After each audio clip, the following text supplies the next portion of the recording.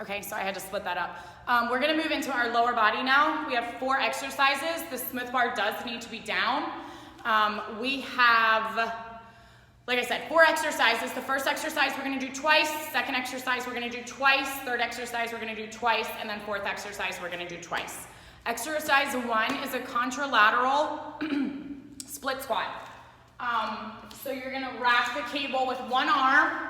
The leg that is back is next to the cable. The front working leg is opposite of the cable. Down, up. So we haven't done split squats in a while.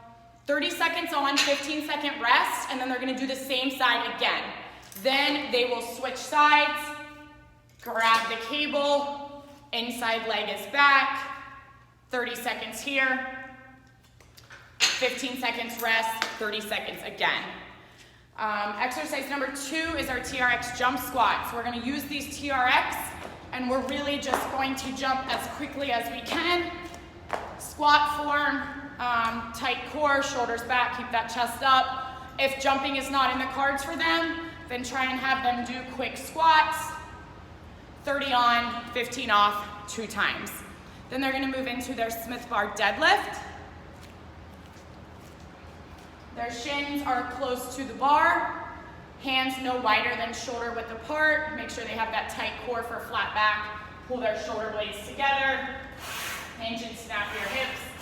Squeeze your glutes. Push those hips forward. Watch for that flexing of the spine when they stand. Shoulders down from ears, and we don't want their arms pulling up on that bar when they stand. 30 on, 15 off twice. And then the last exercise here is their supine S-drive glute bridge walkout. So they're gonna lie on their back, their butt is going to be up against the S-drive or up over top of the belt. They're gonna lift up into a glute bridge, and they're going to drive away with their toes. So they're pushing that belt away from them. They can push with their toes, it makes the most sense, digs into the quads, holding a glute bridge the whole time. 30 on, 15 off, 2 times.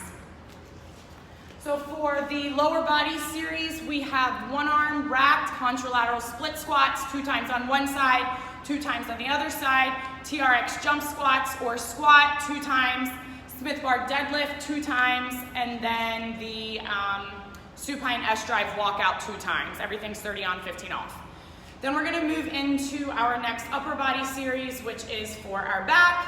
We're gonna start with exercise 1, and you're gonna do it 3 times in a row, 30 on, 15 off for 3 times.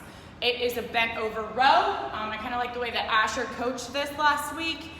So we're gonna grab onto the bar so that our hands are wide enough so our wrists are under our elbows when we pull. He coached it so that you grab the bar, come up into your deadlift, or the top of your deadlift, hinge at your waist, and then pull that bar to your belly button, squeezing your shoulder blades in the back.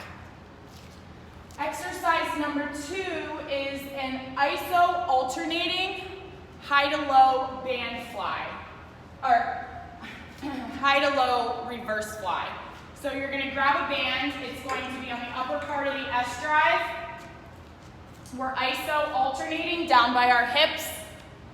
One goes in, and you're going to alternate, keeping those shoulder blades pinched together the entire time.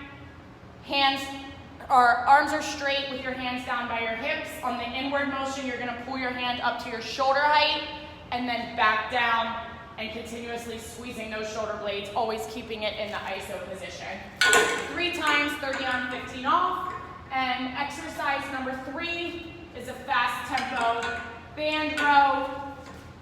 Bilateral stance, squeeze those shoulder blades. They're gonna go as fast as they can. They can keep their knuckles up, they can keep their thumbs up, or they can rotate their hands, whatever feels most comfortable to them.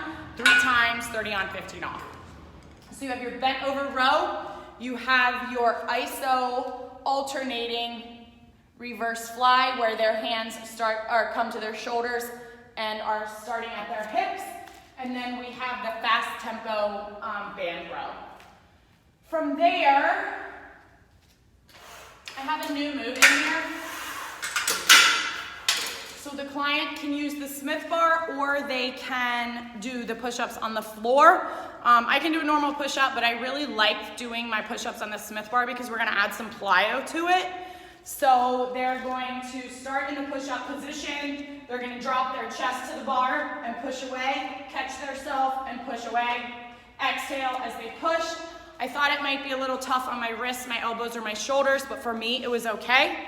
The other option is for them to do it on the floor, where they will drop, push up, drop, push up. If they want to do it on their knees, they can also do that. I just find it was more effective on my chest with the bar. But again, wherever your client wants to be, bar, floor, knees and floor, 3 times, 30 on, 15 off.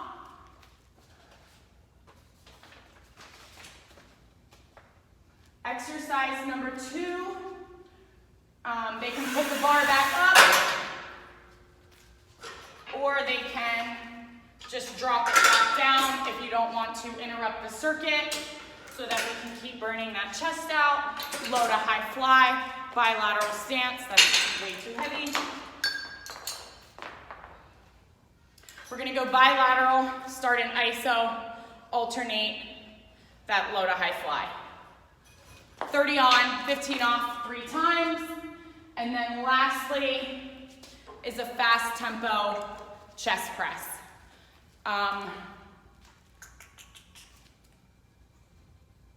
Band outside of the arms, knuckles up, and press. Elbows kind of wide, not narrow. They don't have to be all the way out, somewhere at 45, just where they can press fast but not lose form. 30 on, 15 off times 3. So you have, what did we start with? Oh yeah, the plyo push-ups, 30 on, 15 off. You have the alternating iso, low to high fly, and then you have your fast tempo chest press. Then we're gonna go on to core. Core this month is the same every single day. It's a lot of moves that they're familiar with. I did 45 seconds last month to get them prepped for this month. It's 1 round, 5 exercises, 45 seconds on, 15-second rest in between. So exercise number 1 is an alternating jackknife. So they're going to lie down on the floor, and they're going to alternate, taking their hand to their opposite toe, exhale on the way up. If they can't do that, then just have them kind of pull their knee in. 45 seconds, then they get a 15-second rest, and they're gonna move into their second one, which is that leg lower to hip lift. I coached it this month to make sure that their toes stop over their hips and they're not over their chest or their face, and clients talked about how that hit their lower core a little bit, so make sure that they don't swing their legs and their toes are over their hips when they press to the ceiling. Pull that belly button in, 45 seconds, then they're gonna rest for 15. They're gonna get up into that X plank, so we're gonna start in a palm plank. They're going to reach their hand to the outside of their opposite foot, returning to a tight high plank every time. If they can't reach their foot, they can just reach for the outside of their shin or their knee, keeping their glutes tight and their core activated the whole time. 45 seconds, they'll rest for 15. Exercise number 4, knees directly over hips, and they are reaching for their toes, lifting those shoulder blades off the ground and exhaling as they lift up. 45, then they're gonna rest for 15, and then they're going to end with a 45-second elbow plank. Elbows directly under shoulders, palms up, nice tight core and glutes. I've been coaching just a few little cues, breathe in through your nose, out through your mouth, nice and slow. They can feel their abdomen expand and contract. Works it a little bit. Press those elbows nice and hard into the floor, pull them to your toes. You know, press those forearms into the floor, pull your shoulders from your ears, all of that good stuff. That's 45 seconds. So they have their alternating jackknife for 45. They have their straight leg lower to hip lift for 45. They have that X plank for 45. They have their supine bent leg toe reaches for 45, and then they have their elbow plank for 45. Just one time through. And that's it.